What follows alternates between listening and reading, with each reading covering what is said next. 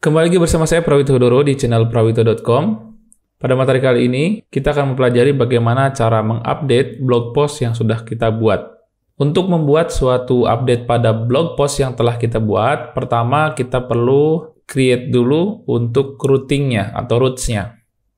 Nah, untuk update itu sendiri, pada materi sebelumnya sudah saya jelaskan bahwa kita bisa menggunakan metode put atau patch.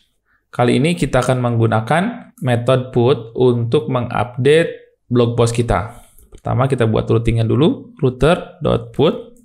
Untuk URL-nya sendiri, kita akan samakan dengan get by ID seperti ini, post ID.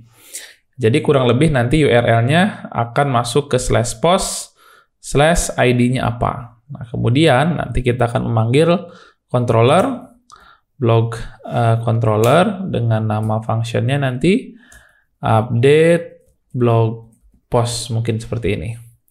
Oke, karena update blog post ini belum ada di controller, kita akan buat di blog.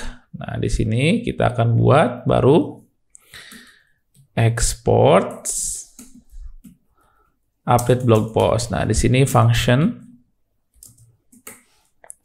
sama akan menerima request, respon, dan juga next. Nah, selanjutnya di sini apa yang dilakukan? Untuk update itu sendiri, secara konsep sebenarnya hampir sama dengan create. Bedanya nanti untuk update ini, dia tidak akan mengenerate ID yang baru. Sehingga secara default kita bisa menggunakan logic create blog post kita sampai sini, kita bisa gunakan dan kita copy, simpan di sini.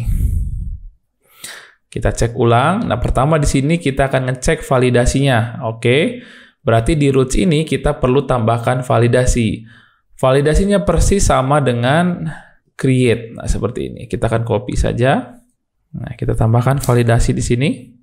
Apa aja yang divalidasi? Ada title.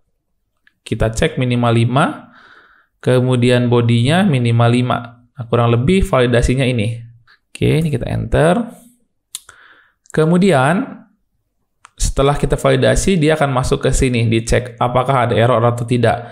Kalau dia ada error, masuklah ke sini dia. Input value tidak sesuai. Sama seperti sebelumnya. Selanjutnya kita cek juga nih. Sama seperti ketika kita create posting baru. Apakah dia ngirim file atau tidak. Nah, kalau dia tidak mengirim file, berarti dia harus mengirim filenya dulu. Kemudian di sini kita buatkan variabel title, image, dan body. Nah, sama persis seperti sebelumnya di create blog post. Nah, selanjutnya di sini kita tidak langsung membuat blog post baru seperti ini karena ini blog post yang sudah ada. Selanjutnya kita akan buat dulu, kita cari nih. Pertama mungkin kita perlu buat dulu post ID-nya. Atau blog post ID-nya dulu kita cari. Request params post ID. Nah, artinya saya menyiapkan post ID. Di sini tuh blog post ID-nya untuk kita cari nih. Cara carinya, kita cari dulu blog post, find by ID. Nah, selanjutnya kita cari berdasarkan post ID. Kita cari dulu ada enggak si blog postnya dengan ID, post ID ini. Kalau ada, dia akan masuk ke then. Kalau nggak ada, dia akan masuk ke catch. Nah, seperti ini. Kita akan cek dulu di then. Kita cek postingnya dapat apa nggak, atau blog postnya dapat nggak. Kalau dapat, kita validasi dulu. Beneran dapat nggak? Kalau ternyata nggak dapat, kita buat dulu error baru. Kita cek dulu nih di sini. Apakah setelah masuk ke then ini beneran sukses dapat nggak postingnya? Bisa jadi dia sukses tapi ternyata postingnya nggak ada. Dia mengirimkan ID tapi ID-nya salah. Itu masih sukses tapi postingnya tidak dapat. Makanya kita cek dulu dapat apa enggak. Nah, kita bisa menggunakan yang sama di sini. Blog post tidak ditemukan. Kalau sudah, kita tambahkan error status.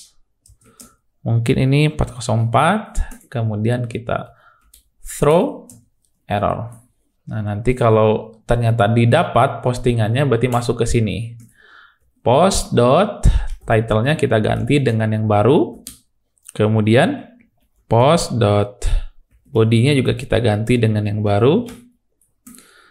Post.image juga kita ganti dengan yang baru. Oke, kalau sudah kita akan return post save. Artinya postingan yang lama ini kita save, kita update dengan yang baru. Kalau ini diupdate, dia akan memunculkan promise baru. Kita bisa tangkap dengan then. Nah, kalau sukses, dia akan munculkan result.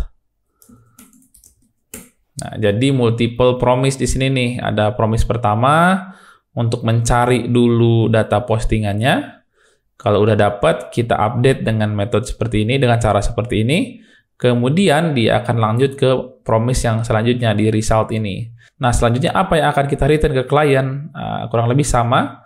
Kita berikan respon dengan status 200. Lalu kita kirimkan JSON dengan message update sukses.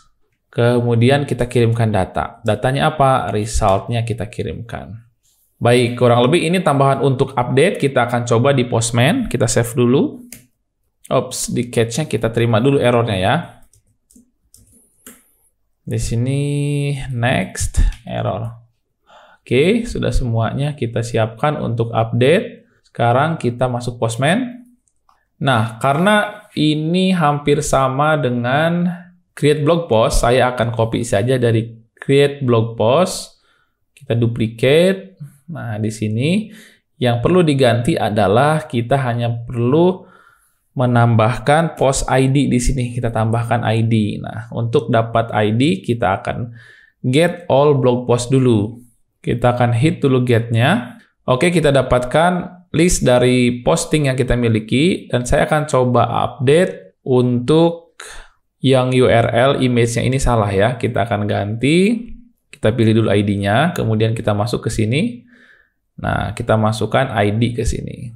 Untuk bodinya akan saya ganti di sini belajar React.js pemula. Nah, ini kesempatan bagi saya untuk mengganti image-nya dengan yang baru. Saya select file. Oke, saya akan upload image yang ini, background PC. Kemudian ini metodenya bukan post, saya ganti menjadi put. Nah, oke.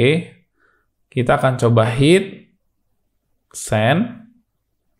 Oke, sekarang update sukses dengan ID-nya masih yang lama. Nah, ini perbedaannya dengan post. Kita tetap menggunakan ID yang sama ketika kita melakukan update. Nah, sekarang image-nya juga sudah di-upload ke tempat yang baru. Kalau kita cek di sini, kita sudah memiliki image yang baru di sini. Nah, di sini saya sudah mengupdate postingan yang lama dengan postingan yang baru, belajar React.js pemula.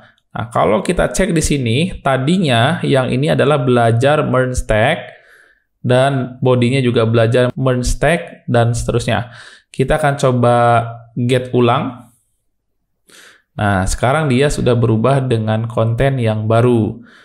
Nah, hal yang sama juga bisa kita lakukan untuk postingan kita yang atas di sini, yang belum memiliki image. Nah, kita akan copy, kita pindah ke put di sini, kemudian kita ganti title-nya belajar React Native pemula. Nah, ini kita ganti React Native, kemudian kita akan ganti ID-nya di sini dengan ID yang pertama ini, yang dulunya belum memiliki image. Nah, sekarang akan kita ganti. Kemudian kita send untuk update-nya. Oke, sudah berhasil kita send, dan sekarang kalau kita lihat nih, dulunya belum ada image, sekarang kalau kita send data yang baru, sekarang sudah memiliki image yang baru, sehingga sekarang udah ada tambahan image. Nah, baik, demikianlah cara untuk mengupdate postingan yang sudah kita miliki. Semoga bermanfaat.